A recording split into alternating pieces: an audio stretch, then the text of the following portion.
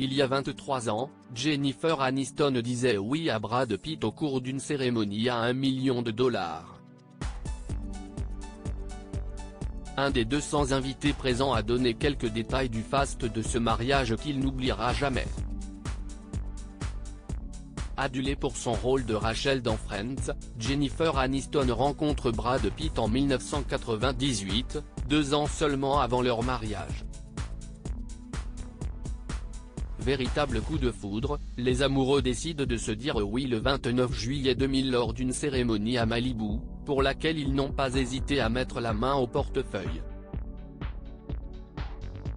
En effet, le couple aurait dépensé, à l'époque, presque $1 million, soit actuellement environ 918 400 €, entre la location du somptueux domaine où ils ont célébré leur union et les autres prestations. Les 200 invités présents avaient été triés sur le volet, et la mère de l'actrice ne faisait d'ailleurs pas partie de la liste. On retrouvait, parmi eux, ses amis de Friends dont Courtney Cox, Edward Norton, Salma Hayek ou encore Cameron Diaz, mais aussi Michael Rapaport, qui a joué un prétendant de Phoebe, interprété par Lisa Kudrow, dans la célèbre série américaine. Invité le 14 août dernier dans l'émission Watch What Happens Live, l'acteur s'est souvenu de quelques détails du mariage grandiose de Brad et Jennifer.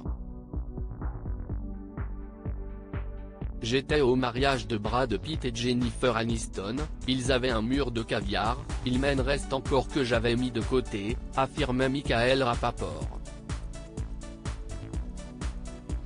Et de préciser, je mange encore du caviar de ce mariage. Why not? Il révélait également que Billy Preston a même joué devant eux, et soulignait qu'il y avait un max de thunes, ce que l'on veut bien croire.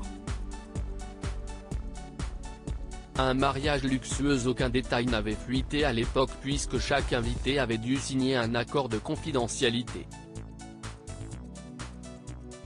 Les photos de la cérémonie sont, à ce jour, restées secrètes, mais on avait à l'époque quand même pu découvrir une photo de Jennifer dans sa tenue de mariée. L'actrice avait choisi une robe en satin et soie blanche du créateur milanais Lawrence Steele. Elle portait également une paire de Manolo Blahnik en daim ainsi qu'un voile blanc attaché à une couronne de perles et de cristaux signé Swarovski. Rien que ça. Brad Pitt, quant à lui, avait opté pour un smoking noir signé Heidi Slimane.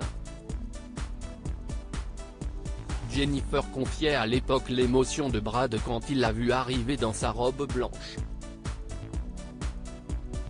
Il n'y a rien de plus émouvant que de voir un homme pleurer lors de son propre mariage, confiait-elle au magazine Rolling Stones.